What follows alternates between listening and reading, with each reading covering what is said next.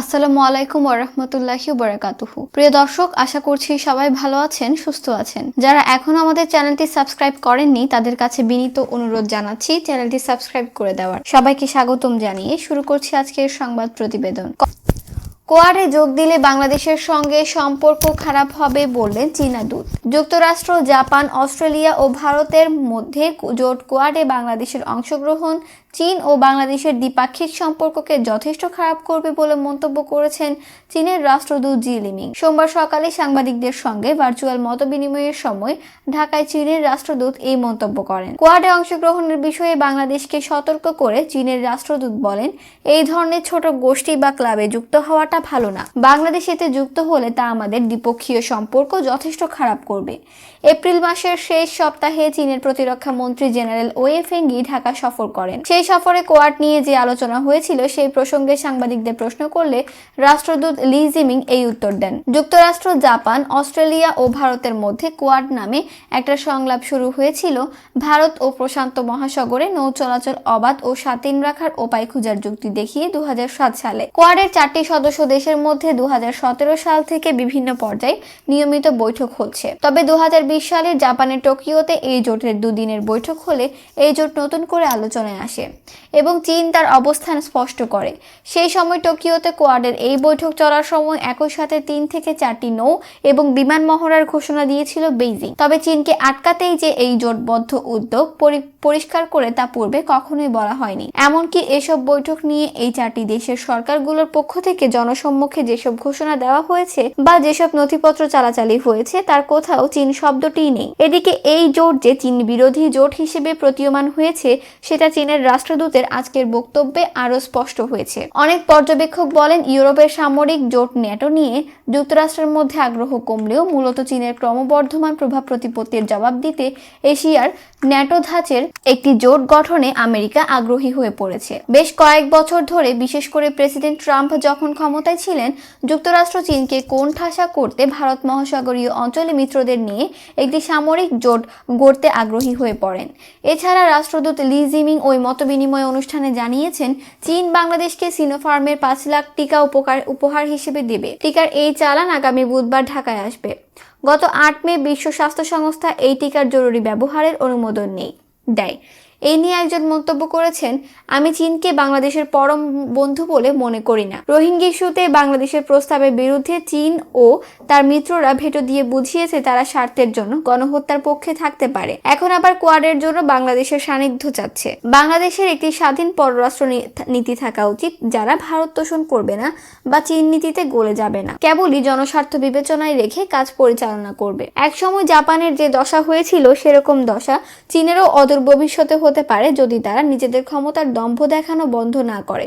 কারণ ইতিহাস বারে বারে এই শিক্ষাই দেয় যে সকল ক্ষমতার মালিক সৃষ্টিকর্তা স্বয়ং।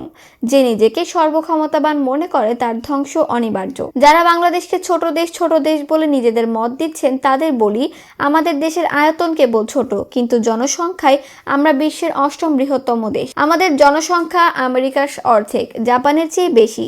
সুতরাং আমরাও যদি তাদের মতো অর্থনৈতিকভাবে শক্তিশালী হতে পারি, আমাদের দেশের আয়তন কোনো সমস্যা করবে না। আমরাও তাদের মতো বড় সামরিক অর্থনৈতিক শক্তি হতে পারবো। এখন আমাদের নিরপেক্ষ অবস্থান ধরে রেখে অর্থনৈতিক অগ্রগতি বজায় রাখতে হবে। কৌশলগত কারণে বাংলাদেশের অর্থনৈতিক পরাশক্তি দেশগুলোর সাথে ভারসাম্য নীতি রক্ষা করা প্রয়োজন। কেননা কোয়াডভুক্ত দেশগুলোর পাশাপাশি এশিয়ার পরাশক্তি চীনকে বাংলাদেশের দরকার আছে। কেননা চীন এবং ভারত যুক্তরাষ্ট্রের জোটের বৈরী সম্পর্কের বলির পাঠা হওয়া ঠিক হবে না। ভালো লাগছে এই ভেবে বাংলাদেশকে এখন সবাই জোটে নিতে চায়। এমতাবস্থায় সরকারকে প্রজ্ঞার সাথে পরিস্থিতি মোকাবেলা করতে হবে, না হলে উন্নয়ন সহ নানা বিষয়ে জটিলতা পাকাতে পারে। চীন ভয়ঙ্কর। ছোট দেশ হিসেবে আমাদের ভারত, চীন ও আমেরিকার সাথে চেক অ্যান্ড ব্যালেন্স করে চলতে হবে। তাতে সাপও মরল না, লাঠিও ভাঙল না, আমাদের স্বার্থও বজায় থাকলো। ভারতে 20 কোটি মুসলমান, 80 কোটি হিন্দু। আমেরিকায় 1 কোটির মতো মুসলমান, 20 লাখ হিন্দু রয়েছে। চীনে তো মুসলমান বা হিন্দুদের অস্তিত্বও নেই, তাই উইঘুর বা রোহিঙ্গাদের কোনো স্বীকৃতি দেয় না। খেলতে হবে বুঝে শুনে। ভৌগোলিক বিবেচনায় মায়ানমার এবং ইন্ডিয়ার সাথে সতর্কতা অবলম্বন জরুরি। হ্যাঁ, কোয়াড যেভাবে এগোচ্ছে তাতে করে এটা বড় ধরনের সামরিক জোট হতে পারে। সময় এখন খুবই জটিল। আমাদের পররাষ্ট্রনীতি হচ্ছে বন্ধুত্ব, সবার সাথে সবার সাথেই, শত্রুতা কারো সাথেই না। করোনায় আক্রান্ত হয়ে বিস্মিত তসলিমা নাসরিন। ভারতে বসবাসরত বাংলাদেশি লেখিকা তসলিমা নাসরিন করোনা ভাইরাসে আক্রান্ত হয়েছেন। তবে তার করোনার নমুনার পরীক্ষার ফলাফল পজিটিভ আসায় বিস্ময় প্রকাশ করেছেন তিনি।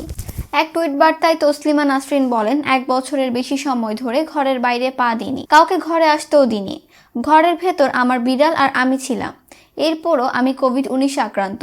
যদি জানতে পারতাম আমি কিভাবে আক্রান্ত হলাম, তবে ঠিক কবে থেকে করোনা ভাইরাসে আক্রান্ত বা তার বর্তমান শারীরিক অবস্থা কি সেই সম্পর্কে জানাননি তসলিমা নাসরিন। উল্লেখ্য, ধর্মীয় অনুভূতিতে আঘাত দেওয়ার অভিযোগে আন্দোলনের মুখে 1994 সালে বাংলাদেশ ছেড়ে যেতে বাধ্য হন তসলিমা।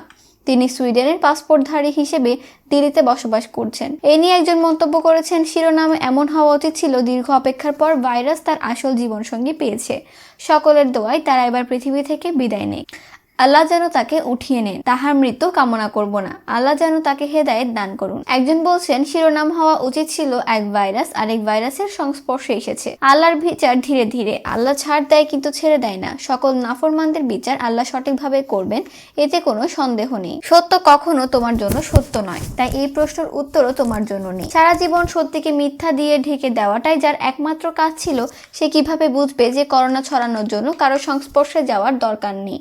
এটা মালিকের ইচ্ছা অনিচ্ছার উপর নির্ভর করে। নারীবাদের আতুরঘর তসলিমাদের আরোগ্য কামনা করি। আমাদের উচিত তার জন্য দোয়া করা। তাসলিমা বাঁচলেই বাঁচবে নারীবাদ। নারীদের কাছ থেকে তসলিমাদের প্রতি কোনো হেড স্পিচ আশা করি না। আপনারা যে আজ আধুনিক পোশাক পরতে পারছেন, 2-4টা বয়ফ্রেন্ড পালতে পারছেন, জাস্ট ফ্রেন্ডের সাথে কক্সবাজারের হোটেল যেতে পারছেন, দেহ আমার সিদ্ধান্ত আমার প্ল্যাকার্ড নিয়ে আন্দোলন করছেন, এগুলো আপনাদের কে শিখিয়েছে? কার দেখানো পথে আজ আপনারা আধুনিক সচেতন নারী? ছোট মুখে বড় কথা। তবে কি উনি এইডস আক্রান্ত হওয়ার আশঙ্কা করছিলেন?